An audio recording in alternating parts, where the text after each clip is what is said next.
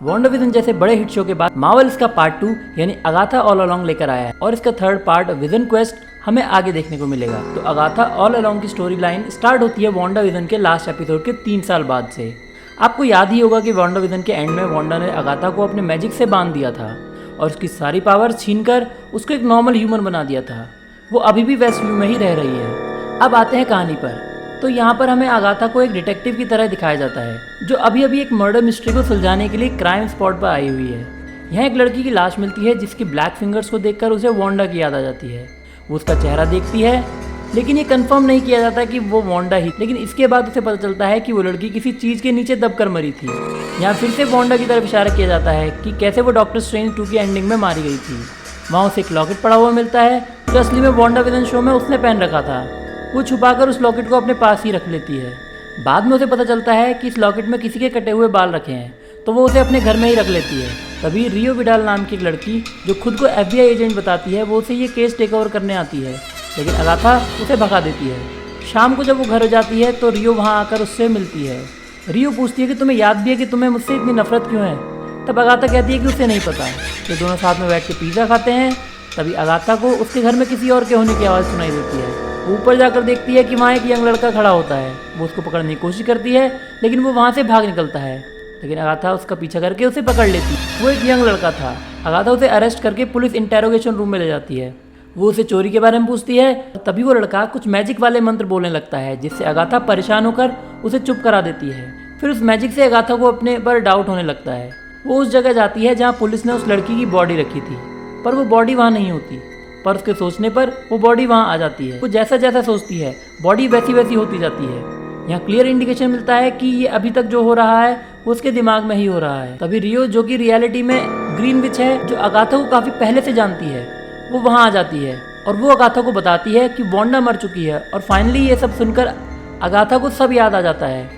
वो एक एक करके अपने माइंड की सभी लेयर्स को हटा देती है। तब उसे पता चलता है कि अभी तक जो भी हुआ है उसका डिटेक्टिव होना, ये केस और बाकी सब लोग उसके मन के अंदर ही चल रहा था और ये सब वांडा यानी स्कारलेट विच के कारण हुआ है। बाद में उसे अपने सब पड़ोसी दिखते हैं जो कि उसकी डिटेक्टिव वाली कहानी में किरदार निभा रहे थे। जब वो वापस अपने घर जाती है तब उसे वही यंग लड़का जिसे उसने गिरफ्तार किया था बंधा हुआ मिलता है। पर तभी रियो यानी ग्रीन विच वहाँ अगाथा को मारने के लिए आ जाती है। दोनों लड़ते हैं। यहाँ हमें पता चलता है कि किसी कॉन्ट्रैक्ट की वजह से एक विच दूसरी विच को जान से नहीं मार सकती। लास्ट में अगाथा ग्रीन विच को खुद से लड़ने से रोक लेती है और ग्रीन विच कहती है कि वो अगाथा का पता सैलम 7 की विचेस को बता देगी, जिससे वो आज रात ही अगाथा को मार देंगी। ग्रीन विच के जाने के बाद वो यंग लड़का उसे दिखता है। अगाथा को उससे पता चलता है कि वो भी मैजिक सीखना चाहता है और उसका बहुत बड़ा फैन है और उसी लड़के ने स्कारलेट विच के स्पेल से उसे बाहर निकाला है। ये जानकर वो चौंक कर उससे उसका नाम पूछती है, पर अगाथा उसका नाम सुन नहीं पाती, लेकिन उसे उस लड़के के अपना नाम लेने पर एक मैजिक स्पेल हुआ दिखता है। अगाथा उसे समझ नहीं पाती।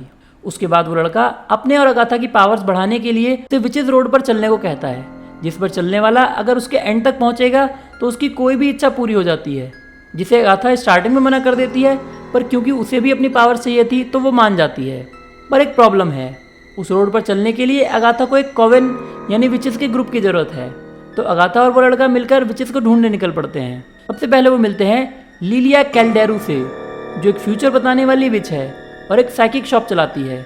उसके मैजिक से अगाथा को बाकी 4 विचेस के नाम भी मिल जाते हैं जो उसके ग्रुप में शामिल होंगी, जिसमें लिलिया का भी एक नाम है। फिर वो जेनिफर केल से मिलते हैं जो कि एक मैजिक पोशन बनाने वाली विच है, जिस पर अपने बेकार स्किन प्रोडक्ट्स की वजह से पुलिस केस हो चुका है। और फिर वो एलिस से मिलते हैं जो कि एक प्रोटेक्शन ब्लड विच है बट काफ़ी अनलकी है। ये तीनों विच अगाथा को अच्छे से जानती हैं और वो उसके साथ आने से मना कर देती हैं।